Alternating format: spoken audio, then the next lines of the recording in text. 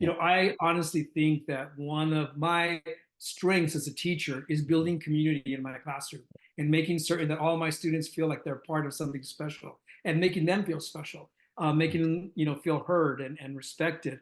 So that's something that I've always prided myself on. That's one thing that I think that's our area of growth in general for Hmm. secondary teachers. I think elementary teachers do a little bit better at that because they're kind of, it's easier. They have Yeah. 30 kids, they have 25 kids, they have them all day, all Hmm. year. It's a little tougher in secondary, especially when we feel that pressure of having to cover all the standards, make sure that we get through everything we need to get through. But I think it's something that we could do better in secondary, and it would pay off dividends. Hey there. Welcome back to Pod and Deliver. I'm excited today. We have a guest, an old friend, um, Fidencio Gallardo. Fidencio has been in education for many, many years. And I mean, I'm not trying to age you at all, Fidencio, but can you tell us a little bit about what you do in education and how long you've been doing it? Sure, absolutely. First of all, thank you for this opportunity. It's great to be here with you, Jacob. And just to kind of share a little bit about my story. So, started teaching for LAUSD at the young age of 20 in 1989 at Southgate Middle School, and started as an ESL teacher, and I've been teaching since. So, 27 years in the classroom, 18 years at the middle school level, 9 years in high school. Also did a few years as an assistant principal. I was down in Carson and then in South LA as an assistant principal for a little bit. In the middle of all that, and then I also started training new teachers at Cal State LA. I've been an adjunct professor there since 1999, so it's about 23 years now, training new teachers coming into our profession. So that's pretty much my background. Oh, the last 4 years. So in 2019, I took a Yes. position. Yeah, I took a position in LAUSD school board member Jackie Goldberg's office. She had recently been elected to the board. She had represented the other areas that are part of LAUSD Board District 5, but she had never done the Southeast cities. So I think she really valued my experience down here, and that's why I joined her staff. She needed my help, but I also wanted to make certain that our schools in the Southeast were well served. And she's done an amazing job, in my opinion, and I'm so proud to have been part of that effort. Wow, I can't believe it's been 4 years that you've been working with Jackie Goldberg. I was thinking maybe 2 years, but it's been really 4 years. Is that right? Time flies. Oh my Time flies. goodness. Got here in July of 2019, and then everything went crazy with the pandemic in 2020. And I think a lot of us kind of experienced that lapse. Like, where did the time go? But you're right. It has been 4 years Now, plus. wow. So for you, you're right. 'Cause I'm thinking even like now I'm thinking I'm so close to the end of my career. I can now start counting years. But at the same time, I was telling somebody recently that Mr. Gallardo, that every year I'm going to enjoy because you have to enjoy the process, right? And I feel like when I look at you and I talk to you, I feel like you're one of the most positive people I know. And so I think you would agree with me, right? I mean, just wherever, and you've had several positions everywhere, every time, even if it's 4 years, like with Jackie or working as a mayor of Bell, you just have to enjoy every one of those jobs, right? Or positions. I agree 100%. And it's funny you should bring that up. I distinctly remember in fall of 2018, I was opening my classroom door. It was the first day of school. And I thought to myself, oh man, I only get to do this 11 more times. And I was sad for a moment because I Yeah. enjoy being around the students. To me, that's the best part of being in education is Oh yeah. just, helping to shape these young minds, making these connections, helping kids find their talents, and really develop so that they are set and ready to pursue their careers. So yeah, I think it's ought to be positive. If you're not enjoying what you're doing, you need to find something else to do. But Oh yeah. definitely, and I miss the classroom. My only fix that I currently get of teaching is getting to work with the students at Cal State LA. But definitely, I think the classroom is the place to be for me, Oh anyhow. no, I'm with you. I tell people all the time, the best part of my job is when I'm with the students. And that's the best part, right? I mean, and Absolutely, so I absolutely. think, yeah, I think if you're not if that's not true, maybe you shouldn't be teaching. But maybe I'm being a little harsh here, but I mean, I think at least that should be up there. But It should be. regarding your now you've decided. Now tell me, was it about a year ago or so that you decided, or maybe less, or maybe you've been thinking about it for some time now? working with the board and becoming a member of the board? Because Jackie, you've been working with Jackie Goldberg, and she's very well known in the community. And this is Area 5. I believe you live in Area 5, but if not, let me know. But tell the viewers, when did you start feeling, hey, this might be something I want to do for my life at this juncture? Yeah. So a couple of things. If I could really quick tell you what is Sure. included in Board District 5, Oh, I think please. that would be kind of helpful. That creates, a better picture. So Board District 5 is really large and spread out. It includes the southeast cities of Bell, Cudahy, Maywood, Southgate, Huntington Park, the areas of Walnut Park. Then we cross over into South LA around Jefferson High School, go up the historic Central corridor, so schools like Santee. Then we also have schools in Oh, Pico Union, like West Adams High School, up through Koreatown, the RFK schools, East Hollywood, and then we take a right and we're parts of Los Feliz, Silver Lake, Echo Park, all of Atwater, all of Gliselle Park, and all of Eagle Rock. So it's very, very spread out. I did not Um, realize that. Oh my yeah, God. yeah. That And so is that's what I mentioned humongous. earlier. Yeah. So Jackie had covered, those areas. She'd represented those areas on the school board and on the city council and in the assembly, but she had never done the southeast cities. So yeah. But honestly, I would say that maybe a couple of years ago, after being on her staff, I thought to myself, well, Jackie may retire one day, and if she does, it's important that we have honest and responsive leadership, someone who knows the classroom. I think that's the most important element here, someone that understands, you know, um, what is Mhm. needed to make certain that we can support and teach our students. So I would say a couple years ago, and then of course Jackie announced her retirement earlier this year, and so I said, you know what, it's time to do it, and so decided to jump in the race, and now part of this exciting campaign. Oh, wow. I was just looking at your website, I think last night, and I noticed that you went out and got 1,000 signatures. Correct me if I'm wrong. So you could be on the ballot, but most people would pay for that. Is that correct? Am I saying that right? Correct. So Oh, wow. essentially, to qualify to be on the ballot, you have two options. You Okay. can collect 500 signatures and pay a $300 fee, Okay. or you can go all out and try to get 1,000. Now, normally, you have to collect more than what you submit because a lot of times your signatures don't qualify. Yeah.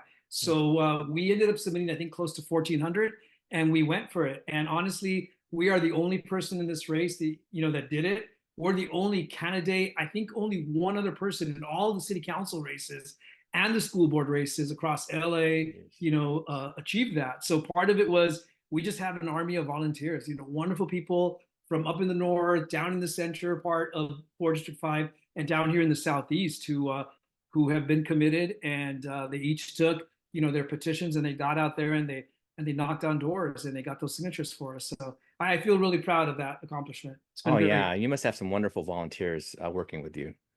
yeah, everything from former students to community members. Honestly, like they That's grow up, great. and That's I would say the average age of my former student volunteers is about 26 now. So we have people, that's all the way great. from 21 on up. So yeah, it's been really encouraging to say the Oh, least. that's wonderful to even see those people grow up and be mature and make and help you out. And not only help you out, but they're learning a lot, quite a bit, I'm sure, about even campaigning and the city And being politics and so engaged, forth. right, That's and being engaged, which I and think is being, so yeah, important. that's right. Absolutely. Now, now looking at this position that you're running for school board area 5, what skills would you say you bring to this position? And I know some because I know you, but let our audience know, how do you feel like, I mean, what would you say regarding your skill set? Absolutely. So, number one, and I always go back to the classroom because I think that's super important. You have to have a sense for what needs to happen on a day-to-day basis in order to, make decisions that are going to make the best impact. Mhm. Number two, I would say my experience on, Jackie's staff, these 4 years. I've learned a lot about how budgets work, how setting policy works. I've made a lot of connections. I've been to the 144 schools that are part of Board District 5. I worked with all the principals in the community. So I know these folks, firsthand, and I think that is something that no other candidate brings to this particular race. And then lastly, I would say my experience in Bell. You mentioned earlier that I'm currently the mayor of Bell, and yes, I got involved in my city after our scandal in 2010. And that was, obviously something that really shook our community.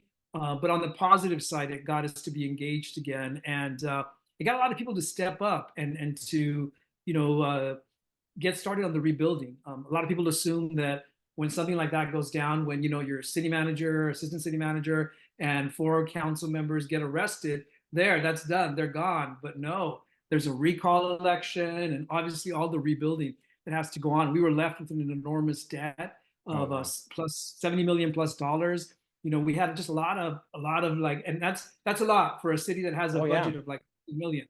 So anyhow, I think a lot of my experiences in Bell kind of helped me to understand what it takes to be part of a board or a Yeah. council, as it is in this case.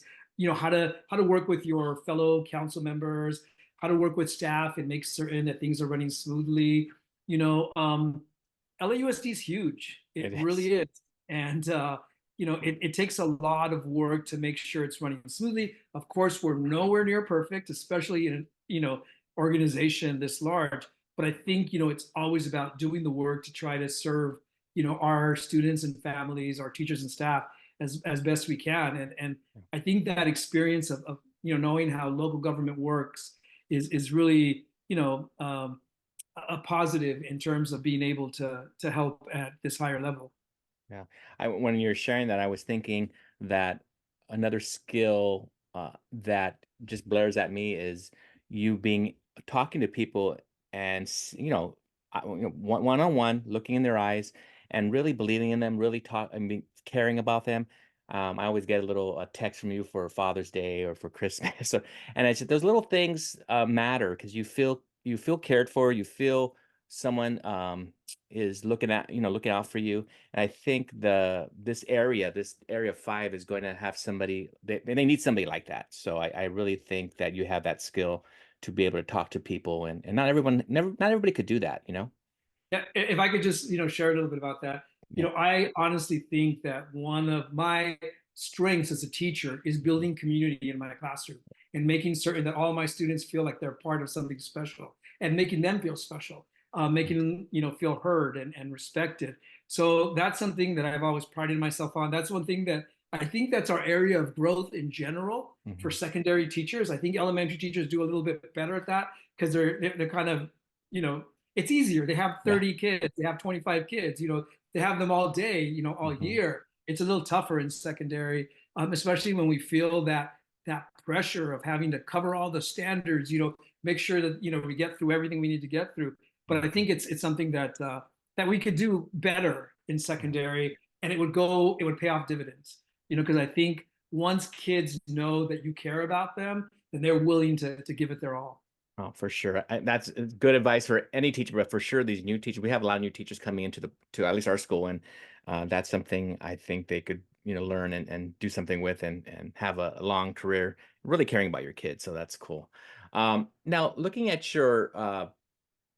the work that you're doing right now, getting ready to run for this, or you are running for this position. Is there any type of initiatives you want to bring to the board? Because I know, this is a very big district, as you know, and there's so many issues that even the superintendent is facing and the board's facing right now.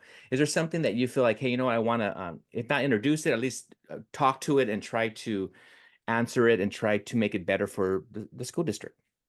Yeah, some of it's work that I want to continue that Jackie's already doing. Hmm. One, for example, is greening and making certain that our schools are more green. The board just did pass a resolution recently saying that we would have 30% green campuses by 2035. I think we can do much better than that. I think one of the obstacles to getting that done is that our district is not great at working with outside entities. Like there are plenty of nonprofits that would love to come onto our campuses and plant trees and do things like that. So LAUSD has to become a little bit more nimble and kind of flexible in letting those things happen. Because 30% green, is okay, but I think our kids, really deserve better. Deserve better. They deserve to have campuses that are healthier so that they have a better environment to learn in.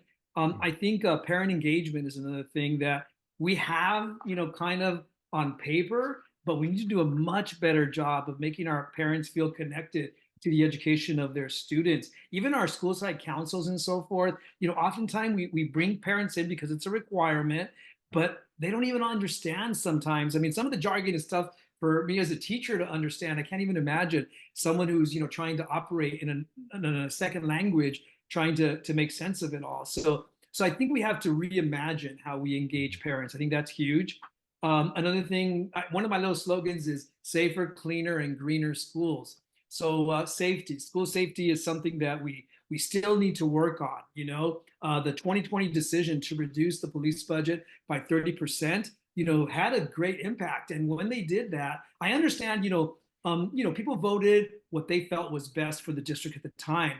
Mhm. But they also said they were going to have a task force that was going to be created, and that task force was never created. So we're kind of left out there. We have a restorative justice program that's never really been fully implemented. It was funded, like 12 years ago, 15 years ago, but no one had a clear vision of what that should look like. So a lot of teachers, including myself, never got trained. Yeah. So, I mean, I think that's a missed opportunity. So, and then, there's a lot of elements related to safety that we need to kind of re-examine and figure out what works best. And I think it really should be by school site. I Mm. don't think it should be a one size fits all. Everybody's going to do the same thing across the district. I think that's a mistake that we often make as LAUSD because our needs, they vary. They vary from community to community. And I think each community should take it upon themselves. In fact, this California state constitution, requires that there's a comprehensive safety plan, not the constitution, the ed code. The Okay. constitution says the kids should be able to go to school in a safe, environment. And Yeah. so, but the ed code does call out and say that each school should have its own, comprehensive safety plan. And so there's work to be done. There's a lot of work to be done there. I would say those are my three areas: that I, greening, parent engagement, and school safety. Making sure that our kids are safe, our kids, are able to be in an environment where they can thrive. I just as a teacher at a school right now, I really hear you, especially when that last one that this well, all three of them are important. But I think the safety, I want to be able to go to work and feel safe, and I think the students want to feel that. And I'm gonna be honest with you, at this point in my life, I don't care what that looks like. I just want to feel safe, you know. Yeah, And yeah, I love the idea that you're saying, hey, every school's different, and it's true. It might look different at my school than an elementary. Maybe one school could use this, and this school might have school police. This school might not. That's fine as long as the students and the teachers and the staff could say, I feel safe when I go to work. I mean, that's we see these crazy things that happen around the country. We just want our schools to not have any of that. and there's a second, side. So that's, I think, the things that I want to achieve within LAUSD.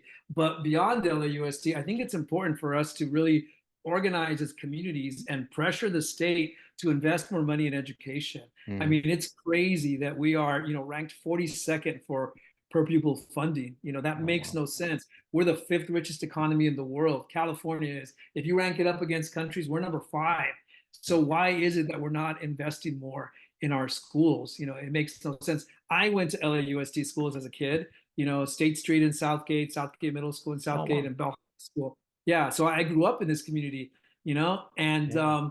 I think I benefited from a different kind of education because before Proposition 13, there was more money in schools and Yeah. so forth. So I was at the tail end of that, and things hadn't changed. And today, it's crazy. We have schools without school nurses, schools that don't have, librarians, or the library's closed because there's nobody, to be there. Obviously, with COVID, we learned the vast importance of psychiatric social workers, PSWs. I think Southgate High has one, but I think they could use three, honestly, in terms of all the stuff the kids are going through, and Oh, families, not just kids. I like you shared that you said families because it's not just the kid. There's a lot of things going on in the home, other students in the home, and I've never seen so many kids telling me, Mister, my therapist this and my counselor this, and I go, wow.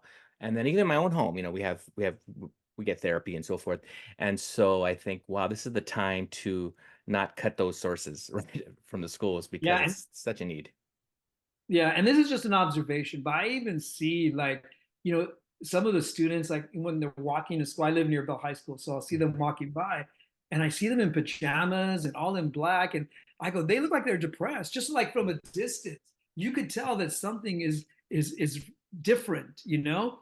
And so we need all the support we can get to make certain that the kids can navigate, those things better, and families, So yeah, they need support for Oh, sure. good. I mean, I agree with you on this. I was going to share with you, as you're preparing your days, getting ready for the election. The election's in March, correct? Correct. March Oh, 5th is the primary, and then the okay. general is November 5th. Okay. So We as have to you're, make top two on March 5th in order to continue to oh, is that November 5th. right? How many people out besides yourself is running? Is it two or three other So there people? are three others beside me. There are four Oh, there's people four total. of you. So two will Okay. go on. Okay. Wow, I didn't know that. Okay, so two will go on.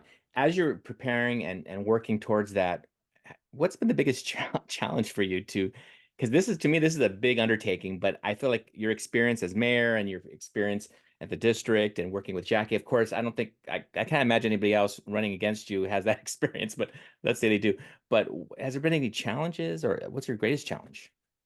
I would say honestly, at the end of the day, the greatest challenge is always money.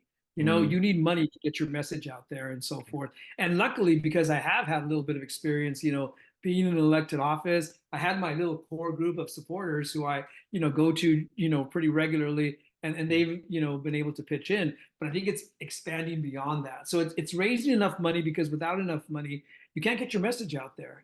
At the end of the day, you need to send mail home.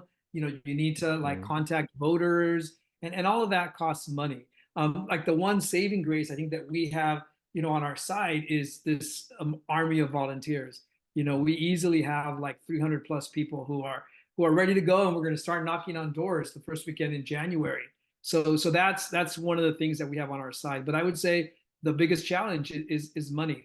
It's interesting. If you run for mm. LA City Council, Uh-huh. you get matching funds. So for every dollar you raise, that gets multiplied by six.